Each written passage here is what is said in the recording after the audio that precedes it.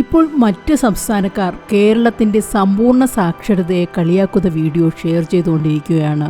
കാരണം മറ്റൊന്നുമല്ല, രാജ്യത്തെ വിവിധ യൂണിവേഴ്സിറ്റികളുടെ 100ഓളം വ്യാജ സീലുകളും നിരവധി സർട്ടിഫിക്കറ്റുകളുമായി 10 അംഗ അന്തർ സംസ്ഥാന ക്രിമിനൽ സംഘത്തെയാണ് പൊന്നാനി പോലീസ് അറസ്റ്റ് ചെയ്തത്.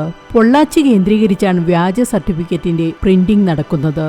ഇവിടെ നിന്ന് പോലീസ് വിവിധ യൂണിവേഴ്സിറ്റികളുടെ മുദ്ര പതിപ്പിച്ച 1 ലക്ഷത്തിലധികം സർട്ടിഫിക്കറ്റുകളാണ് കണ്ടെടുത്തത്. പിടിച്ചെടുത്തവയുടെ കൂട്ടത്തിൽ വൈസ് ചാൻസലർമാരുടെ സീലുകളും അത്യാധുനിക കമ്പ്യൂട്ടർ പ്രിന്റും ഉൾപ്പെടുന്നു. ഈ സംഘത്തിന്റെ തലവൻ തിരൂർ മീനടത്തൂർ സ്വദേശിയായ ധനീഷ് ധർമ്മനാണ്.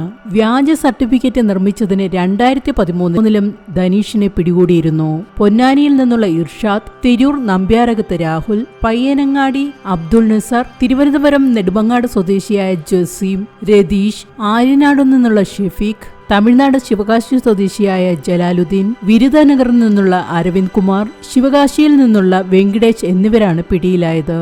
ജില്ലാ പോലീസിന് ലഭിച്ച രഹസ്യ വിവരത്തെ തുടർന്ന് ഇർഷാദിന്റെ ചമ്രവട്ടത്തെ വിദ്യാഭ്യാസ റിക്രൂട്ടിംഗ് സ്ഥാപനത്തിൽ പരിശോധന നടത്തിയപ്പോഴാണ് കൊറിയർ വഴി വിതരണത്തിനെത്തിച്ച 100ഓളം വ്യാജ സർട്ടിഫിക്കറ്റുകളും മാർക്ക് ലിസ്റ്റുകളും കണ്ടെത്തിയത്. ഇതിനെ തുടർന്ന് നടത്തിയ തുടരന്വേഷണങ്ങളിലാണ് ധനീഷിലേക്ക് എത്തിയത്. വിദേശത്ത് കടക്കാനുള്ള ശ്രമത്തിനിടെ കുന്ദമംഗലത്ത് വെച്ചാണ് ധനീഷ് പിടിയിലായത്. 50,000 മുതൽ 1.5 ലക്ഷം രൂപ വരെയാണ് വ്യാജ സർട്ടിഫിക്കറ്റുകൾക്ക് സംഘം ഈടാക്കുന്നത്. മുഖ്യപ്രതിയായ ധനീഷിന് തിരൂരിൽ കോടികളുടെ ആഡംബര വീടും പൂനെയിൽ 2 5 സ്റ്റാർ ബാറുകളും അപ്പാർട്ട്മെന്റുകളുമുണ്ട്. ഗൾഫിലും ബിസിനസ് സ്ഥാപനവും അപ്പാർട്ട്മെന്റുകളുമുണ്ട്. ഏജന്റുമാർക്കിടയിൽ ഡാനി എന്ന വ്യാജ പേരിലാണ് ഇയാൾ അറിയപ്പെടുന്നത്.